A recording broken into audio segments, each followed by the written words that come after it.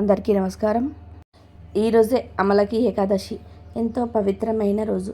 ఈరోజు రాత్రి 12 లోపు ఈ వీడియో మీ కంట పడితే చాలు, అదృష్టం మీ తలుపు తట్టినట్లే. ఈరోజు మీరు ఈ వీడియోను చూస్తే చాలు, ఈ కథలు వింటే చాలు, జన్మ జన్మల పాపాలు పోయి కోటి జన్మల పుణ్యం వస్తుంది. సకల ఐశ్వర్యాలు కలుగుతాయి, కష్టాలు బాధలు పోతాయి, ఆ నారాయణుడి అనుగ్రహం కలుగుతుంది, రాజయోగం పడుతుంది, పట్టిందల్లా బంగారం అవుతుంది. ఇక మీ దశ దిశ మారిపోతాయి, మీ ఇంట్లో అన్ని శుభాలే జరుగుతాయి. ఎంతో అదృష్టం ఉన్నవారే ఈ వీడియోను చూడగలుగుతారు, ఎంతో పుణ్యం చేసుకున్న వారే ఈ కథలను వినగలుగుతారు. ఈ ఏకాదశి రోజు అసలు నారాయణుడు ఎక్కడ ఉంటాడు, ఎలా ఉంటాడో తెలిపే ఈ పవిత్ర కథలను వింటే చాలు, దైవానుగ్రహం కలుగుతుంది, జన్మ జన్మల పాపాలు పోయి కోటి జన్మల పుణ్యం వస్తుంది, రాజయోగం పడుతుంది. పూర్వం ఒక అవ్వ ఉండేది. ఆ అవ్వ ఎప్పుడు ఎట్లున్నా సరే, వంగున్నా సరే, పైకి లేచినా సరే నారాయణ నారాయణ అంటూ ఉండేది. ఆమె మనవడి పేరు విష్ణువు. ఒకసారి విష్ణు అవ్వతో, ఎందుకవ్వ ఎప్పుడు నారాయణ నారాయణ అని అంటూ ఉంటావు? ఆ నారాయణుడు నీకు ఒకసారి నాకు కూడా చూపించు అని అంటాడు. అప్పుడు అవ్వ, నారాయణుడు ఉన్నాడు, కానీ ఆయన మనకు కనిపించడు నాయన అని చెప్పింది. అదేంటవ్వా, దేవుడు ఉన్నాడు అంటావు కానీ కనిపించడు అంటావు ఏమిటి? నువ్వు ఉన్నవాడు కనిపించాలి కదా. ఏమో, నేను మాత్రం దేవుణ్ణి చూడాల్సిందే. దేవుడు నన్ను తొందరగా నిద్రలేపు. ఎక్కడ కనపడిన దేవుడు మరెక్కడైనా కనిపిస్తాడేమో చూసి వస్తాను నేను అని చెప్పి పడుకున్నాడు విష్ణు.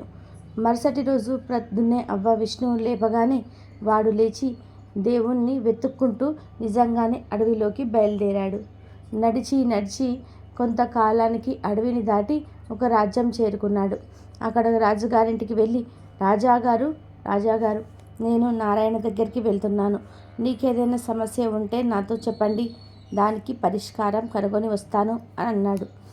అప్పుడు ఆ మాటలకు రాజు, చూడు బాబు, నేను చాలా సంవత్సరాల క్రితమే ఒక చెరువును తవ్వించాను. నీటితో నిండి 10 మందికి ఉపయోగపడాల్సిన ఆ చెరువు ప్రతి సంవత్సరం తెగిపోయి నిరుపయోగం అవుతున్నది. ఎన్నిసార్లు మరమ్మతులు చేయించినా ఫలితం లేకుండా పోతున్నది. ఎందుకలా ఉంటుందో అర్థం కావటం లేదు. అదేం చేస్తే బాగుపడుతుందో నారాయణ్ని అడిగి తెలుసుకొనిరా అని చెప్తాడు. సరే అని విష్ణు ముందుకు సాగిపోయాడు. అలా వెళ్తున్న విష్ణువుకు దారిలో ఒక పెద్ద పాము కనపడింది. బాబు, నువ్వు నారాయణ దగ్గరికి వెళ్తున్నావని తెలిసింది.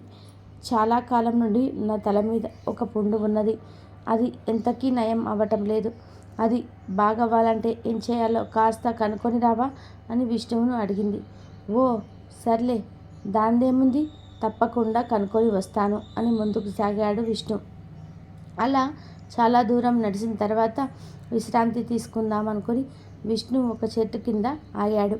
అది మామిడికాయ చెట్టు. ఆ చెట్టు నిండా నోరూరించే మామిడి పళ్ళు ఉన్నాయి. ఒక పండు తిందామని అనుకుని విష్ణు ఒక పండును కోసి రుచి చూశాడు. కానీ ఆ పండు చేదుగా ఉన్నది. మరో పండు కోసి చూస్తే అది కూడా చేదుగానే ఉంది. ఏమిటిది, మామిడి పండు చేదుగా ఉంటాయా అని పైకి గట్టిగా అన్నాడు విష్ణు. అప్పుడు ఆ మామిడి చెట్టు విష్ణుతో ఇలా మాట్లాడింది. చూడు బాబు, నువ్వు నారాయణ స్వామి దగ్గరికి వెళ్తున్నావని తెలిసింది. నాకు సాయం చేసి పెట్టు.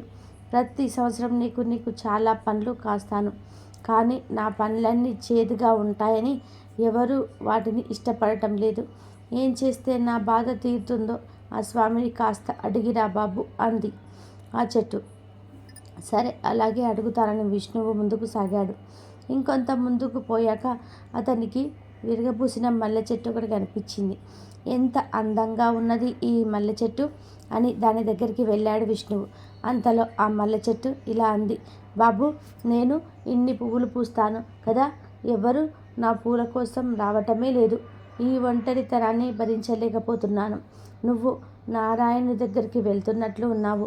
ఏం చేస్తే నా ఈ బాధ దూరం అవుతుందో కాస్త ఆ నారాయణ్ణి అడిగి కనుక్కొని రావా అని అంది ఆ చెట్టు. ఆ మల్లె చెట్టు చెప్పింది. విష్ణు అందుకు ఒప్పుకొని ముందుకు నడిచాడు. ఆ తర్వాత నారాయణ నారాయణ అనుకుంటూ ముందుకు సాగాడు. ఎంతో అలసిపోయాడు, కానీ తన ప్రయత్నాన్ని మాత్రం వదలటం లేదు, వెనుకడుగు వేయటం లేదు. అలా పోతున్న విష్ణువుకు ఒకనాడు ఒక ముసలాయన కనిపించాడు. ఆ తాత విష్ణువును దగ్గరికి పిలిచి, బాబు నాకు చాలా దాహం వేస్తుంది, త్రాగడానికి కొన్ని నీళ్ళు తెచ్చి ఇవ్వు నాయన అని అడిగాడు. సరే అని విష్ణువు నీళ్ళ కోసం వెతికాడు. దగ్గరలో ఈ యొక్క చిన్న నీళ్ళ గుంత కనిపించింది అతనికి. కానీ నీళ్లను తీసుకెళ్లేందుకు పాత్ర ఏమీ లేదు. కొంచెం ఆలోచించిన పిదపట విష్ణువు తన కండువాను ఆ నీళ్ళల్లో తడిపి తాత దగ్గరికి తీసుకొని వెళ్ళి, తాత దీన్ని పిండు, నీళ్లు వస్తాయి అని చెప్పాడు. విష్ణువు తెలివితేటలను మెచ్చుకున్న తాత, మనవడా నువ్వెవరు, ఎక్కడి నుండి వస్తున్నావు అని అడిగాడు. నారాయణ్ని చూసేందుకు అన్నాడు విష్ణు. నారాయణ్ని చూడాలని ఎందుకు అనుకుంటున్నావు అని అడిగాడు ఆ తాత. మా అవ్వ ఎప్పుడు నారాయణ నారాయణ అంటూ ఉంటుంది, కానీ ఆమెకు ఎన్నడూ ఆ నారాయణుడు కనిపించలేదు. నేనైనా ఆవిడ కోరిక తీర్దామని అనుకుంటున్నాను. ఆ నారాయణుడి కోసం వెతుకుంటూ పోతూ ఉన్నాను అని చెప్పాడు విష్ణు. ఆ పైన తరలో కనిపించిన వాళ్ళందరినీ సమస్యల గురించి కూడా చెప్పాడు. అప్పుడు ఆ తాత, నారాయణుడి గురించి అయితే నేనేమి చెప్పలేను, కానీ మిగిలిన వాళ్ళ సమస్యల్ని మాత్రం తీర్చగలను. గత జన్మలో ఆ మల్లె చెట్టు ఒక అమ్మాయిగా పుట్టింది. అప్పుడు ఆ పిల్ల చాలా పూల తీగలను కాళ్ళతో అదే పనిగా తొక్కుతూ ఉండేది. అందుకే ఈ జన్మలో ఆమెకు ఇలా జరుగుతున్నది అని చెప్పాడు. మరి దానికి ఏమీ పరిష్కారం లేదా తాత అని అడిగాడు విష్ణు. లేకేమీ ఉంది. ఆ చెట్టు పూలను ఎవరైనా ఒక రాణి తన తలలో ముడుచుకుంటే ఆ తర్వాత ఆ చెట్టు పూలను అందరూ వాడతారు అన్నాడు తాత. ఆ తర్వాత మామిడి చెట్టు గురించి అడిగాడు విష్ణు. ఆ మామిడి చెట్టు కింద బిందెడు బంగారం ఉంది. దానిని తోవలో పోయే దాసప్పకు ఇస్తే ఆ మామిడికాయలు తీయగా పండుతాయి అన్నాడు తాత. సరే అని ఇక పాము గురించి అడిగాడు విష్ణు.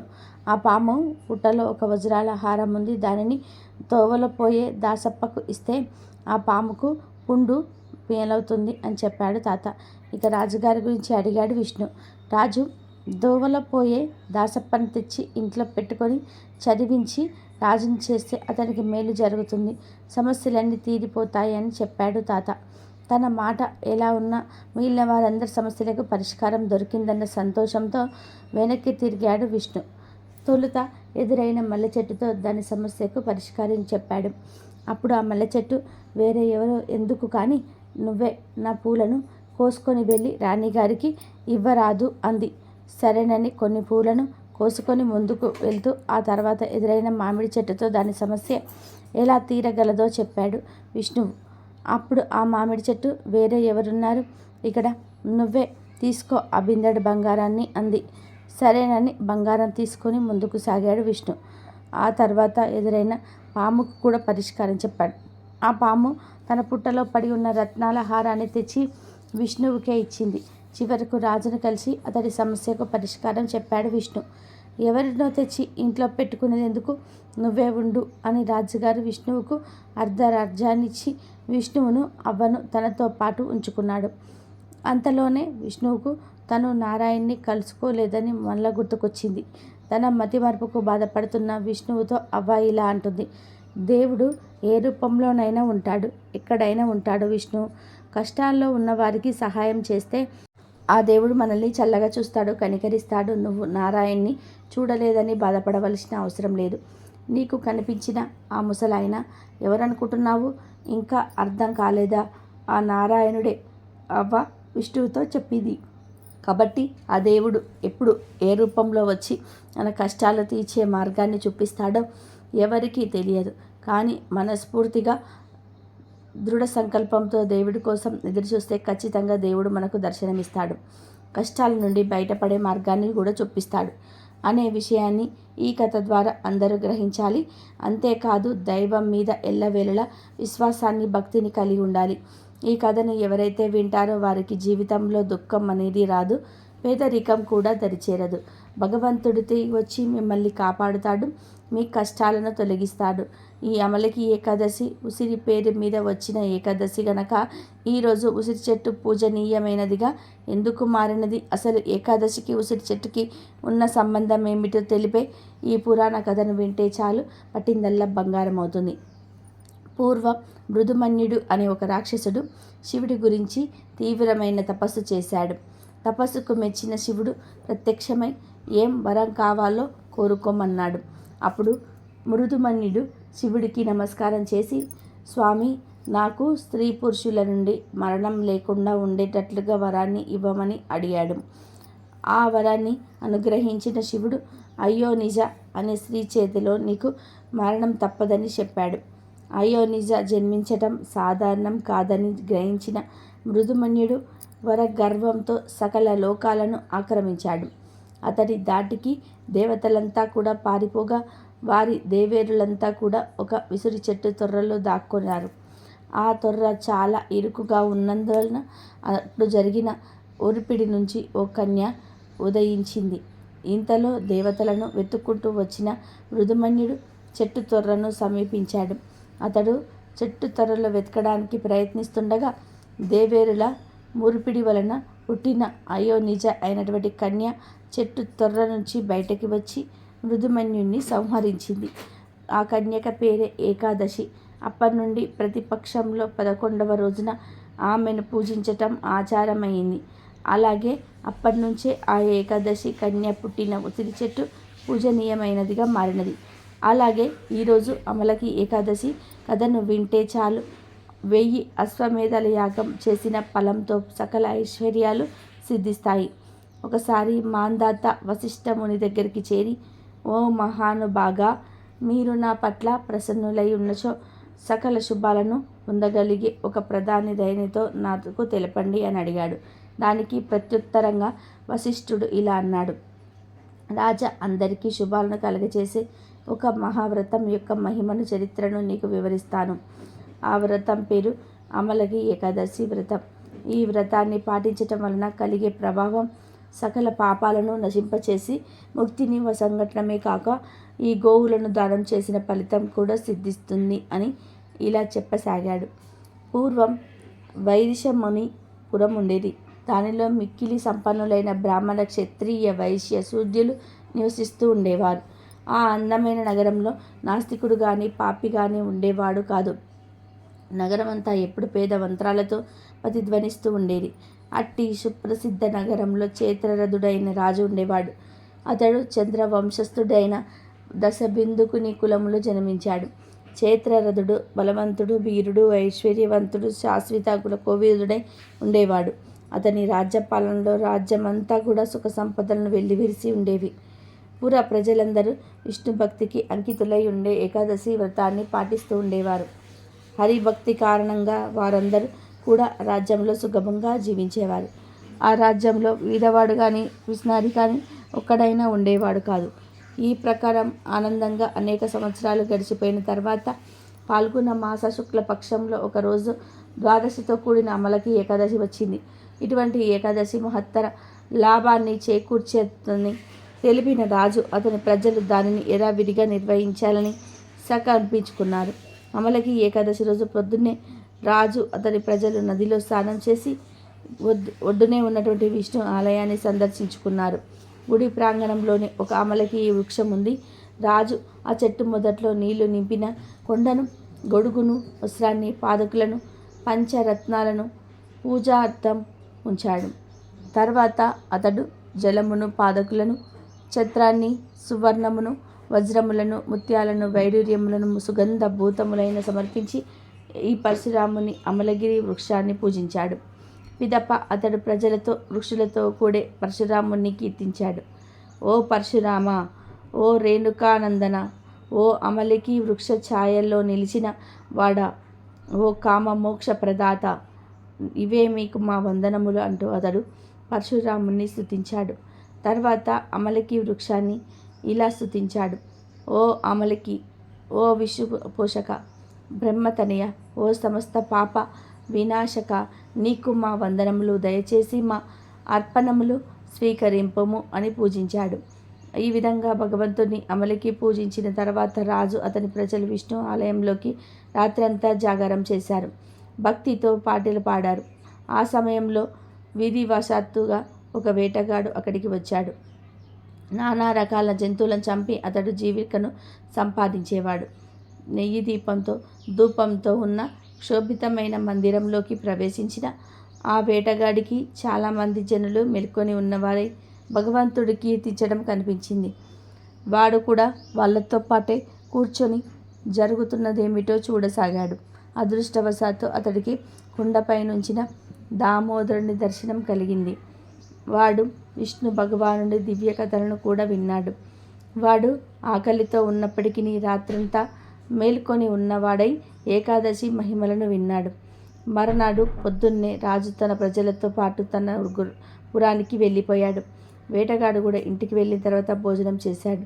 తర్వాత కొన్ని సంవత్సరాలకు వేటగాడు దేహాన్ని చాలించాడు. ఏకాదశి రోజు రాత్రి జాగరణ చేసిన ఫలితంగా వాడు మరుజన్మలో అసంఖ్యాక రథగజ తురగదాది దళముతో రాజుగా జన్మించాడు. జయంతిపురాన్ని పాలించే విదురుదునికి అతడు వసుధరుడుగా జన్మించాడు. అతడి 1000 గ్రామాలకు రాజు అయ్యాడు. అతడు సూర్యుడితో సమానంగా తేజోమయం, చంద్రుడితో సమానంగా ప్రకాశమనుడు, విష్ణువుతో సమానంగా శక్తిమంతుడు, భూదేవితో సమానంగా ఓర్పు గలవాడుగా ఉండేవాడు.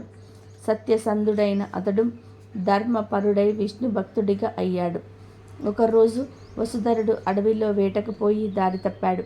తీవ్రంగా అలసిపోయిన అతడు ఏ దారి తోచక ఒక చెట్టు క్రింద నడుము వాల్చి చెయ్యిని తలగడగా పెట్టుకొని నిద్రించాడు. అదే సమయంలో అడవిలోకి నివసించే కొందరు మృగమైన అడవి మనుషులు వచ్చి అతడిని నానా రకాలుగా హింసించారు. అతడిని తన శత్రువుగా భావించి వారు చంపడానికి సిద్ధపడ్డారు.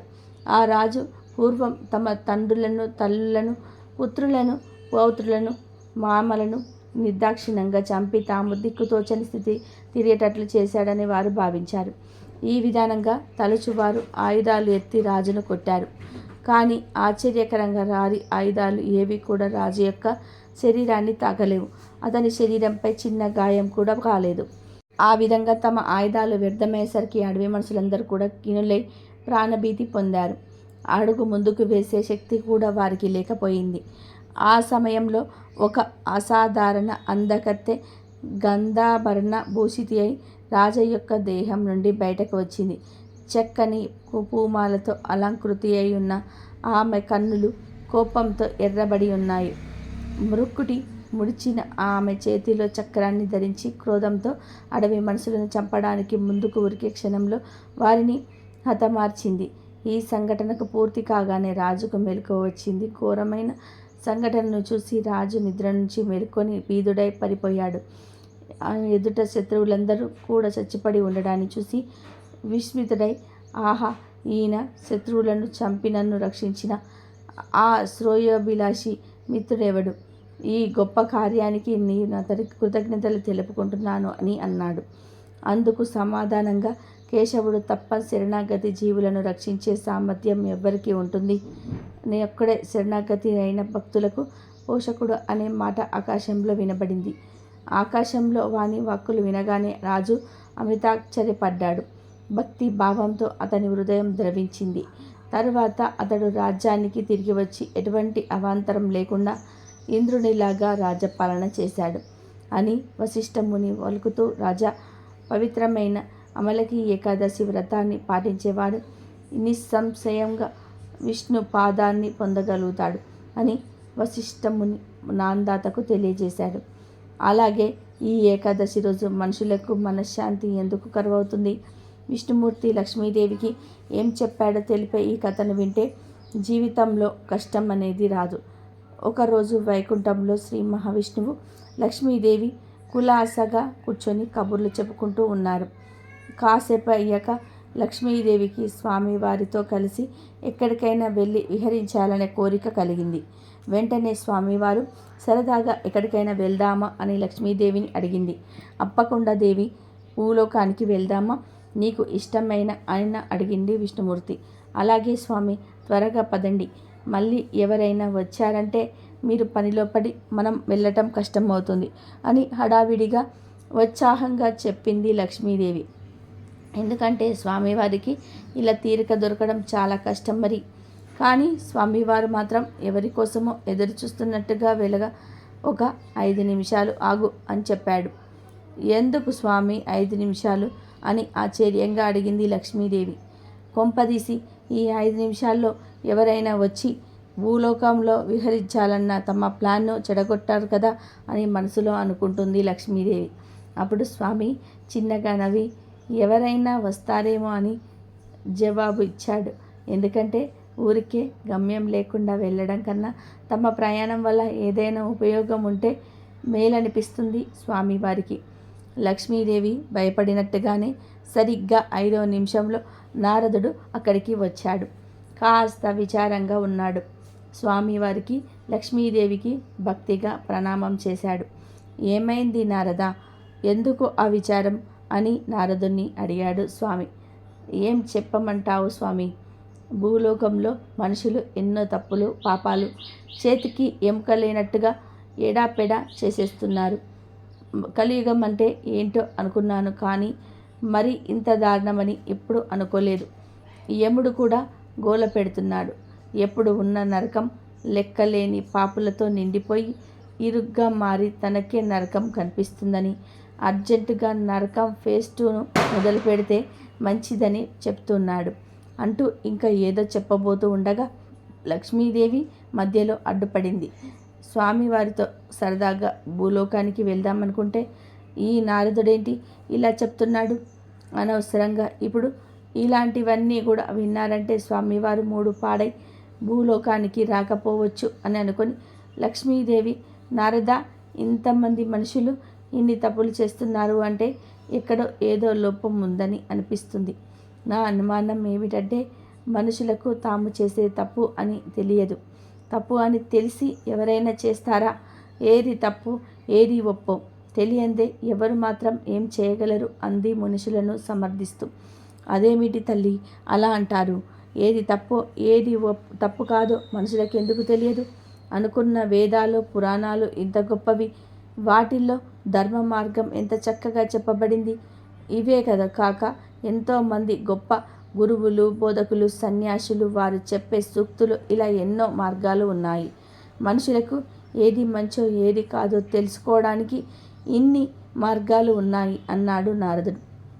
ఇవన్నీ ఉన్నాయి సరే, ఇప్పుడు ఉన్న ప్రపంచంలో నువ్వు చెప్పిన వేదాలు పురాణాలు ఎంతమందికి అర్థమవుతాయి? అసలు సంస్కృత మానస తెలిసిన వాళ్ళు ఎంతమంది? కష్టపడి అర్థం చేసుకుందాం అనుకున్నా వీటన్నిటికీ అసలు మనుషులకి టైం ఎక్కడ ఉంది? ఊరుకుల పరుగులతో అలసిపోవడమే జీవితం అయిపోయింది. ఇక గురువులు సన్యాసులు అంటావా? వీరి చెప్పేది వినే వాళ్ళంతా కూడా దాదాపు వయసు మళ్ళిన వాళ్ళు, చేద్దామన్నా ఏ పాపం చెయ్యలేని వాళ్ళు. అలాగే ఇప్పటి స్కూల్స్లో పిల్లలకి ఏది మంచో ఏది కాదో చక్కగా వివరించే చెప్పే సిలబస్ ఏమైనా ఉందా? అసలు ఏమీ లేదు. సరస్వతీదేవి మొన్నెప్పుడో కలిసినప్పుడు అదే విషయం నాతో చెప్పి మొరపెట్టుకుంది. ఇదంతా ఒకవైపు అయితే మరొక వైపు అసలు చదువు రాని వారి పరిస్థితి ఏంటి? వారికి ఎలా మంచి చెడు తెలిసేది? తప్పంతా వ్యవస్థలో పెట్టుకుని మనుషులు పాపాలు చేశారని ఎందుకు వారిని ఆరిపోసుకోవటం అని నారదుణ్ణి నిలదీస్తూ ఉన్నట్టుగా లక్ష్మీదేవి అడిగింది. జవాబు ఇవ్వడానికి టక్కున ఏది తట్టకపోవడంతో ఆలోచనలో పడ్డాడు నారదుడు. అప్పటిదాకా మౌనంగా ఉన్న స్వామివారు లక్ష్మీదేవి అడిగిన దానికి జవాబు ఇవ్వాలన్న బాధ్యత తన మీద ఉన్నట్టుగా భావించారు. దేవి, పుస్తకాలు పురాణాలు ఇలాంటివి ఏవీ లేకపోయినా, గురువులు సన్యాసులు లేకపోయినా మనుషులకి ఏది తప్పు ఏది తప్పు కాదో చెప్పడానికి వాటి దగ్గర మహత్తరమైన శక్తి ఉంది. అది లేని మనిషి అంటూ ఉండడు. ఈ సృష్టి చేసేటప్పుడే బాగా ఆలోచించి మనుషులకు ఆ శక్తిని ఇచ్చాను. అదే వారిని జంతువుల నుంచి వేరు చేసేది. అదే వారికి ఎప్పుడు ఏ మొహమాటం లేకుండా, ఏ స్వార్థం లేకుండా, ఏ ప్రతిఫలం ఆశించకుండా, అడగకపోయినా ఏది కరెక్టో ఏది కాదో చెప్పగా అర్థమయ్యేలా వివరించి చెప్పేది అని లక్ష్మీదేవికి విష్ణుమూర్తి వివరంగా చెప్పాడు. ఏంటి స్వామి అది అని కుతూహలంగా అడిగింది లక్ష్మీదేవి. ఆ శక్తి పేరు అంతరాత్మ అన్నాడు స్వామివారు. ఆ మాటలు విని ఒక్క క్షణం వైకుంఠంలో అంత నిశ్శబ్దం అలముకుంది. నారదుడి ముఖం సంతృప్తి కనిపించింది. తనను స్వామివారు ఆ వేళ అక్కడికి వచ్చేలా చేసిన కారణం అర్థమైంది. లోకానికి స్వామివారు ఏదో చెప్పాలనుకున్నారు అని నారదుడు అర్థం చేసుకున్నాడు. వెంటనే లక్ష్మీదేవి స్వామితో, అంటే మీరనేది ఏంటి స్వామి? ఏ మనిషికైనా తను చేసేది తప్పో కాదో ముందుగానే అంతరాత్మ ద్వారా తెలుస్తుంది అంటారా అని అడిగింది. ఖచ్చితంగా అని సమాధానం ఇచ్చాడు విష్ణుమూర్తి. నమ్మలేకపోతున్నాను స్వామి, అలా ఎలా జరుగుతుంది? తెలిసి ఎవరైనా ఎందుకు తప్పు చేస్తారు? ఇంతగా ఉందే అని లక్ష్మీదేవి అంటుంది. ఇప్పటిదాకా కూర్చొని ఉన్న స్వామి ఆసనం మీద నుంచి లేస్తూ, ఎలాగూ భూలోకం వెళ్దాం అనుకున్నాం కదా, పద కుతువు అని అన్నాడు. నారదుడు కూడా వచ్చిన పని అయిపోయినట్టుగా స్వామివారి దగ్గర సెలవు తీసుకొని అక్కడి నుంచి బయలుదేరాడు. తర్వాత స్వామివారు లక్ష్మీదేవి సమేతంగా భూలోకానికి చేరుకున్నారు. టైం 9. ముందుగా ఎదురుగా కనిపించే ఓ ఇంట్లోకి వెళ్ళారు. అదృష్ట రూపంలో అక్కడ జరిగేది చూద్దామని. సుబ్బారావు అనే ఒక మధ్యతరగతి మనిషి ఇల్లది. ఇంట్లో పెద్దగా ఏడుపు.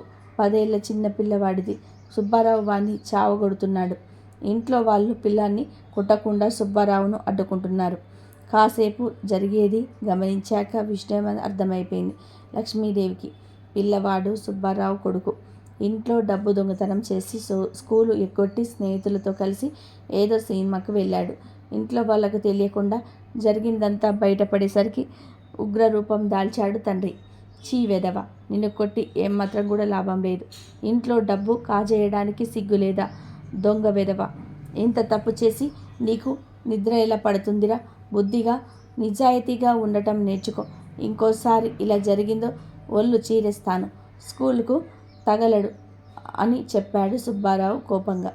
అక్కడే అదృష్ట రూపంలో ఉండి అంతా గమనించిన లక్ష్మీదేవి, ఇక్కడ ఈక చూడడానికి ఏమీ లేదు స్వామి, మనం వచ్చిన పని అవ్వలేదు. ఇక్కడ ఏదో అంతరాత్మ అన్నాడు. ఏది కనిపించదే అన్నది కాస్త నిరుత్సాహంగా. సాగుదేవి, చూద్దాం ఏం జరుగుతుందో అన్నాడు విష్ణుమూర్తి. గొడవ సద్దుమణిగాక పిల్లాడు స్కూల్కి వెళ్ళిపోయాక తర్వాత కాసేపటికి ఎవరో బయటి వ్యక్తి ఇంటికి వచ్చి సుబ్బారావుతో ఏదో ప్రైవేట్గా మాట్లాడుతున్నాడు. ఆసక్తిగా ఆ సంభాషణను వింటున్న స్వామివారు లక్ష్మీదేవి, నా బిల్లు త్వరగా క్లియర్ చేయండి సార్, మీ రుణం ఉంచుకోను, సుబ్బారావును అభ్యర్థనగా అడిగాడు వచ్చినతను. తన పనికి ఇలా లంచం 20,000 సుబ్బారావు ఏదో గవర్నమెంట్ కంపెనీలో అకౌంటెంట్. మీరు చేసిన ఆ పని కన్నా బిల్లులో దాదాపు 50,000 ఎక్కువ క్లెయిమ్ చేశారు నా లెక్క ప్రకారం. అదంతా చెక్ చేసిన తర్వాత సెటిల్ చేస్తానులేండి అని చెప్పాడు సుబ్బారావు సూటిగా. ఎంత మాట, మీ దగ్గర దాచేదేముంది సార్? ఈ 5,000 గిఫ్ట్గా ఉంచండి. నా బిల్లు ఏ డిటెక్షన్ లేకుండా క్లియర్ చేసి పెట్టండి చాలు అన్నాడు. ఇప్పుడు సుబ్బారావు ఏం చెప్తాడా అని, అతడు అంతరాత్మ ఏం చెప్తుందా అని ఆసక్తిగా గమనిస్తుంది లక్ష్మీదేవి. అంతరాత్మతో మనిషికి లోపల జరిగే సంభాషణ లక్ష్మీదేవికి స్పష్టంగా అర్థమయ్యేలాగా చేశాడు స్వామి ముందుగానే. సుబ్బారావులోని అంతరాత్మ హెచ్చరిస్తుంది. ఒరే సుబ్బు, లంచం తీసుకొని నువ్వు పనిచేసే కంపెనీకి ద్రోహం చేయటం తప్పు. వచ్చిన వాడిని వెళ్ళిపోమని చెప్పు అని అంటుంది అంతరాత్మ. అంతరాత్మ ఇంకోవైపు, వచ్చిన విధవ 5,000 ఇస్తానంటే ఎందుకు వదులుకోవాలి? పైగా ఇలా శుక్రవారం లక్ష్మీదేవి అనుగ్రహంతో వచ్చిన డబ్బు కాదంటావా ఎవరైనా? ఇప్పుడు నేను తీసుకోకపోతే ఇంకొక ఎదవడో ఈ డబ్బు తీసుకొని అడిగిన పని చేస్తాడు. పైగా ఇది లంచం కాదు, గిఫ్ట్ అని చెప్పాడు కదా అని సుబ్బారావు సర్ది చెప్తున్నాడు అంతరాత్మకి. అరే చెత్త విధవ, ఆత్మ వంచన చేసుకుంటున్నావు. ఇంకొక గురించి నీకెందుకు? నువ్వు నిజాయితీగా ఏడువు చాలు. ఇందాక నీ కొడుక్కి చెప్పిన విషయాలు గుర్తు తెచ్చుకో. డబ్బు తీసుకోవడం ముమ్మాటికి తప్పే. అది నీ ఆఫీస్ డబ్బు కాజేయటంతో సమానం. నీ కొడుకు ఇంట్లో దొంగతనం చేయటం తప్పైతే ఇప్పుడు నువ్వు ఆఫీసు డబ్బు కాజేయడం కూడా తప్పే. లంచానికి గిఫ్ట్ అని పేరు పెడితే సరిపోతుంది. ఏమీ ఆశించకుండా దాన్ని గిఫ్ట్ అంటారు, ప్రతిఫలం ఆశించేదాన్ని లంచం అంటారు అని వివరంగా చెప్పింది అంతరాత్మ. సర్లే, నేనొక్కడనే నిజాయితీగా ఉంటే సరిపోదు. ఎలాగో ప్రపంచంలో అందరూ లంచం తీసుకోవడం మానేశాక నేను మానేస్తాలే అని సర్ది చెప్పుకున్నాడు అంతరాత్మకు. ఒరేయ్ దొంగ వెధవ, ఇంత తప్పు చేసి నీకు నిద్రెలా పడుతుందిరా? నిజాయితీకి మించినది ఏదీ లేదురా అంటూ ఇంకా ఏదో చెప్తున్నా అంతరాత్మను మధ్యలోనే ఆపేసి డబ్బు తీసుకున్నాడు సుబ్బారావు లెక్క సరిగ్గా చూసుకొని. ఆశ్చర్యపోయింది లక్ష్మీదేవి. చూసావా దేవి, మనుషులు తప్పు ఎంత తేలిగ్గా ఎలా చేస్తారో. అంతకుముందే కొడుక్కి డబ్బు కాజేయడం తప్పు అని చెప్పిన తండ్రి అదే తప్పు తను చేయడానికి ఏమాత్రం సంకోచించటం లేదు. అంతరాత్మ చెప్పింది ఏమాత్రం కూడా పట్టించుకోలేదు. అవును స్వామి, నాకు చాలా ఆశ్చర్యంగా వింతగా ఉంది. అక్రమంగా డబ్బు తీసుకోవడమే కాక నా అనుగ్రహం వల్లనే అది వచ్చిందంటాడా? ఎంత మూర్ఖత్వం! ఇక్కడ ఒక క్షణం కూడా మనం ఉండవద్దు. ఇంకేదైనా ఇంటికి వెళ్ళి చూద్దాం రండి. సర్లే పద, కాస్త దూరంలో ఉన్న ఇంకో ఇంటికి వెళ్ళి చూద్దాం ఏం జరుగుతుందో అంటూ లక్ష్మీదేవిని వేరే ఇంటికి తీసుకుని వెళ్ళాడు స్వామి. తర్వాత స్వామి అమ్మవారిని చాలా చోట్లకు తీసుకువెళ్ళాడు. అక్కడ అక్రమ సంబంధాలు, వెకిలి చేష్టలు, అసూయ, ఒకరిపైకి వస్తే ఓర్వలేని మనుషులు, ఇలా ఎన్నో రకాల మనుషులను లక్ష్మీదేవి చూసింది. లక్ష్మీదేవికి భూమి మీద ప్రజల మీద అసహ్యం కలిగింది. ఇవన్నీ చూసిన లక్ష్మీదేవి, స్వామి వీరితో ఇక చాలండి, భూలోక యాత్ర బాధేస్తుంది ఇక్కడ జరిగేవి చూస్తూ ఉంటే అన్నది విచారంగా. దేవి, ఇవాళ మనం చూసినవి మాత్రమే కాదు, ఓ సగటు మనిషి ఇంకా ఎన్నో రకాల తప్పులు నిత్యం అలవాటుగా చేసుకుంటూ ఉన్నాడు. ట్రాఫిక్ రూల్స్ పట్టించుకోకుండా ఇతరులను ఇబ్బంది పెట్టడం, కుటుంబ సభ్యులతో ఆప్తులతో గడపాల్సిన ఎంతో విలువైన, ఎన్నటికీ తిరిగి రాని సమయాన్ని వ్యర్థంగా బార్లలోనూ, క్లబ్బుల్లోనూ, పబ్బుల్లోనూ, జీవితంలో ఏమీ కాని వారితోనూ గడపడం, బద్ధకాన్ని వదిలించుకోలేక దేనికి టైం లేదు అనుకోవడం, భక్తంతా గుడికే పరిమితం చేసి కష్టాల్లో ఉన్న సాటి మనిషిని పట్టించుకోకపోవడం, ఊళ్ళో కూడా ఆడవాళ్ళు కనిపిస్తే వచ్చిన పని మరిచి వారిపై వెకిలిగా చూడటం, తన కింద పనిచేసే వారిని చులకనగా చూడటం, మర్యాద లేకుండా మాట్లాడడం, తోటి వారు పైకి వస్తూ ఉంటే అసూయతో వారికి హాని చేయటం, డబ్బు కోసం నీతిని వదులుకోవటం, ఇలా ఎన్నో తప్పులు నిర్భయంగా చేసి చాలామంది మనుషులు నరకంలో తన స్థానాన్ని సుస్థిరం చేసుకుంటున్నారు. నారదుడు బాధపడింది కూడా అందుకే. మరి దీనికి పరిష్కారం ఏమిటి స్వామి? ఎప్పుడు వీళ్ళంతా బాగుపడతారు అని అడిగింది లక్ష్మీదేవి. దీనికి పరిష్కారం చాలా సులువు దేవి. అంతరాత్మ చెప్పింది వినటమే. అంతరాత్మ ఎంత శక్తివంతమైందో ఇవాళ చూసావు కదా. తప్పు చేసే ముందు ఏ మనిషినైనా సరే అది హెచ్చరిస్తుంది. నువ్వు చేస్తుంది తప్పు అని నిక్కచ్చిగా చెప్తుంది. ఎవరైనా తప్పు చేశారు అంటే వారు తమ అంతరాత్మకు వ్యతిరేకంగా ఆ పని చేసినట్టే. అలాంటి మనిషికి శాంతి ఉండదు. మనుషులు చాలాసార్లు తమకు శాంతి కరుగైందని బాధపడుతూ ఉంటారు. దాని అర్థం తెలుసా? వారు తమ ఆత్మకు వ్యతిరేకంగా పనిచేసి దానిలో నిత్యం ఘర్షణ పడుతున్నారని.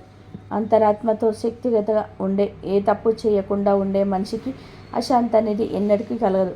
ఈ జీవిత సత్యం తెలుసుకున్న మనిషి ఎప్పుడు హాయిగా మనశ్శాంతిగా ఉంటాడు.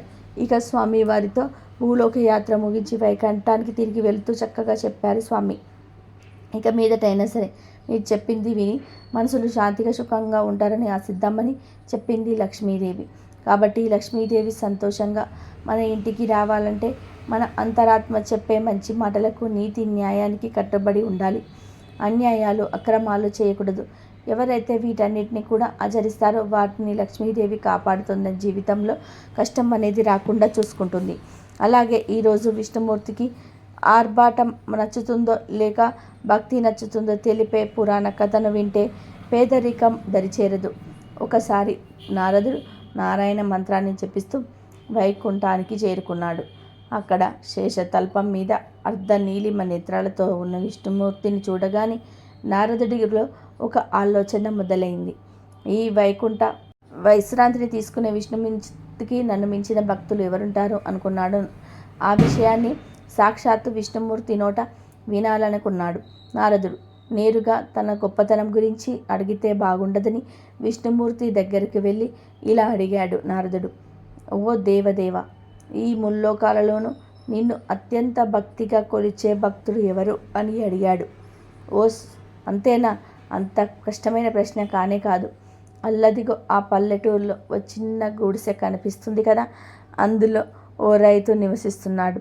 నన్ను అడిగితే ఈ ప్రపంచంలో నా గురించి తీవ్రంగా ధ్యానం చేసేది అతనే అన్నాడు విష్ణుమూర్తి. ఆ మాటలతో నారదుడికి ఒళ్ళు మండిపోయింది. అనునిత్యం హరినామ స్మరణ చేసే తనకంటే ఆ చిన్న రైతు ఎలా గొప్ప భక్తుడవుతాడు అనుకుంటూ ఓసారి తన దివ్య దృష్టితో ఆ రైతు జీవితంలోకి చూశాడు. ఆ రైతు మహాపేదవాడు. అతడికి ఓ ఎకరం పొలం మాత్రమే జీవనాధారం. ఎలాంటి సౌకర్యాలు లేని ఆ ఎకరం పొలంలోనూ నానా చాకిరీ చేస్తే కానీ అతడికి బోటాబోటీగా తిండి దక్కేది కాదు. ఉదయం లేచిన దగ్గర నుండి రాత్రి నిద్రపోయేదాకా అతడికి అసలు భగవన్నామ స్మరణ చేసుకోవడానికి వెసులుబాటే చిక్కేది కాదు. రోజు మొత్తం మీద మహా అయితే ఓ 4-5 సార్లు నారాయణ్ణి తలుచుకునేవాడు అంతే. అలాంటి రైతు తనకంటే గొప్ప భక్తుడని విష్ణుమూర్తి చెప్పకనే చెప్పటం నారదుడికి మహా సిగ్గుగా తోచింది. ఏం చేయాలో తోచక గుటకలు మింగసాగాడు. ఇంతలో విష్ణుమూర్తి అన్నట్లు, నాకొక చిన్న సాయం చేసి పెట్టవా నారద? ఈ పాలకుండ ఉంది చూసావు, దాన్ని కాస్త అలా బ్రహ్మలోకానికి తీసుకొని వెళ్ళి ఇచ్చిరావా? అయితే మార్గమధ్యంలో పాలు ఏమాత్రం తొలకకూడదు సుమా. ఒక చుక్క కిందికి ఒలికిన అపచారం అవుతుంది అంటూ ఓ కుండ నిండుగా పాలను నారదుడికి అప్పగించాడు.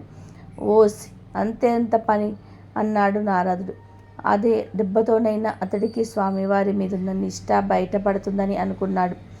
1000 జన్మలెత్తిన ఆ రైతు ఇలాంటి పని చేయలేడు అనుకుంటూ అంచు వరకు నిండుగా ఉన్న పాలకుండను తీసుకొని బ్రహ్మలోకానికి తీసుకెళ్ళాడు. అక్కడ దాన్ని క్షేమంగా అందించి విజయగర్వంతో విష్ణుమూర్తికి చెంతకు చేరుకున్నాడు. చెప్పిన పని అద్భుతంగా పూర్తి చేశావు. సంతోషం నారద. వచ్చిన అనుమానం, నువ్వు పాలకుండను తీసుకొని వెళ్ళేటప్పుడు నా నామాన్ని ఎన్నిసార్లు స్మరించావు అని అడిగాడు విష్ణుమూర్తి. ఆ ప్రశ్న విని తెల్లబోయాడు నారదుడు. ఎందుకంటే తన దృష్టంతా కూడా పాలు ఒలికిపోకుండా తీసుకుపోవడంలోనే ఉంది. కాబట్టి నారదుని తలుచుకునే అవకాశమే లేదు. అప్పుడు అర్థమైంది నారదుడికి విష్ణుమూర్తి ప్రశ్నలోని అంతర్యం. ఈ ఒక్కరోజు ఏదో పనిలో పడి అస్సలు నారాయణ్ణి తలుచుకోవడమే మర్చిపోయాడు. అలాంటిది ఆ రైతు ఎంతో కష్టాన్ని శ్రమను ఓర్చుకుంటూ కూడా అంతటి అలసటలోనూ నారాయణ్ణి తలుచుకోవడం మానలేదు. ఉదయం లేస్తూనే అతను విష్ణుమూర్తి మీద భారం వేసి తన పనులని మొదలుపెట్టాడు.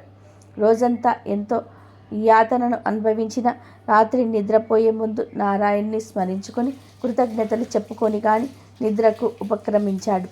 అన్నీ ఉన్నప్పుడు భగవంతుణ్ణి స్మరించుకోవడం గొప్ప కాదు, లేమిలో కూడా ఆయనను తలుచుకోవడం గొప్ప విషయం అని అర్థమైంది.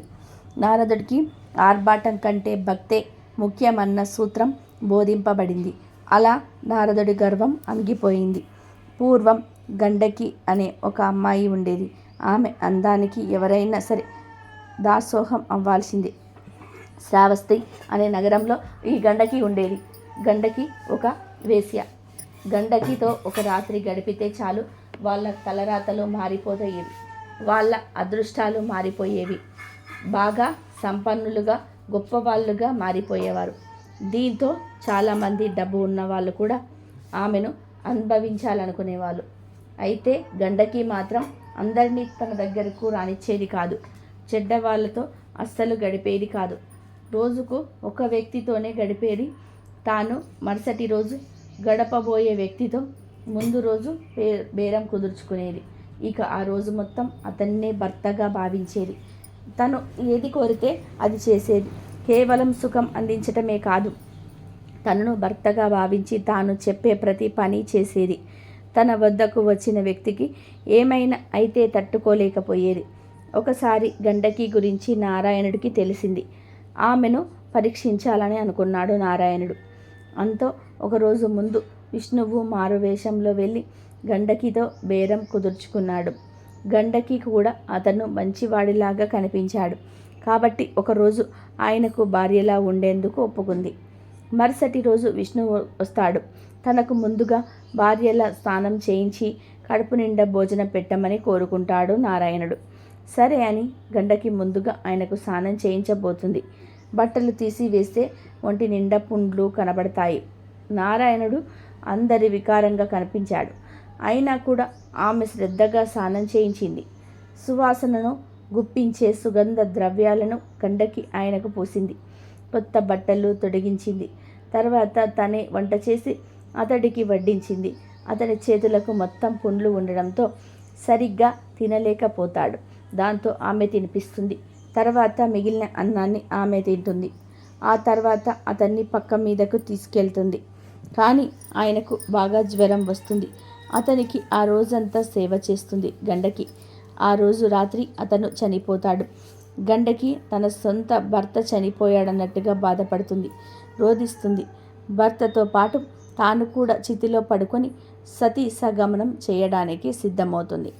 అందరూ అడ్డుకున్నా కూడా వినదు. తన దగ్గర ఉండే సొమ్మునంతా కూడా బీదలకు పంచిపెడుతుంది. తర్వాత శ్మశానంలో చితిలోనికి దూకుతుంది. అయితే అలా దూకిన వెంటనే చితి మంటలు ఒక్కసారిగా మల్లెపూల మాదిరిగా మారిపోతాయి. విష్ణు ప్రత్యక్షమై, నువ్వు చేసే వృత్తిని నిజాయితీగా చేయటం నాకు నచ్చింది అంటాడు. గండకి సంబరంగా విష్ణు వైపే చూస్తూ ఉంది. నీకు ఏం వరం కావాలో కోరుకో గండకి అంటాడు విష్ణుమూర్తి. గండకి సంబరంగా విష్ణువు వైపే చూస్తుంది. నీకు ఏం వరం కావాలో కోరుకో గండకి అంటాడు విష్ణుమూర్తి. గండకి విష్ణువునే తన గర్భాన పుట్టాలని కోరుకుంటుంది. సరే, నీ కోరిక వచ్చే జన్మలో తీరుస్తాను. నీ గర్భంలో ఎప్పుడు నేను పుడుతూనే ఉంటాను అంటాడు విష్ణువు. ఆ ప్రకారం గండకి మరో జన్మలో నదిగా పుట్టింది. ఆ నది గర్భంలోనే శాలిగ్రామాలు అంటే విష్ణుమూర్తి రూపంలో ఉండే పుడుతూనే ఉన్నాయి. ఇది శాలగ్రామం. గండకి కథ. తులసి శాపం వలన శాలగ్రామంగా మారిన విష్ణువు గండకి ఇచ్చిన పరంవర గండకి నదిలోకి శాలగ్రామం రూపంలో చేరుతాడు. కాబట్టి ఈరోజు రాత్రి 12 లోపు ఈ వీడియో చూస్తే చాలు, కథలు వింటే చాలు, జన్మ జన్మల పాపాలు పోయి కోటి జన్మల పుణ్యం వస్తుంది. సకల ఐశ్వర్యాలు కలుగుతాయి, కష్టాలు బాధలు పోతాయి. ఆ నారాయణుడి అనుగ్రహం కలుగుతుంది. రాజయోగం పడుతుంది. పట్టిందల్లా బంగారం అవుతుంది. ఇక మీ దశ దిశ మారిపోతాయి. మీ ఇంట్లో అన్ని శుభాలే జరుగుతాయి. ఎంతో అదృష్టం ఉన్నవారే ఈ వీడియోను చూడగలుగుతారు. ఎంతో పుణ్యం చేసుకున్న వారే ఈ కథలను వినగలుగుతారు. ఇదండి ఈరోజు వీడియో. నా వీడియో కనుక మీకు నచ్చినట్లయితే ప్లీజ్ లైక్ చేయండి, షేర్ చేయండి, సబ్స్క్రైబ్ చేయండి. మరొక మంచి వీడియోతో మళ్ళీ కలుద్దాం. కాబట్టి ఈరోజు ఏకాదశి రోజు ఈ కథను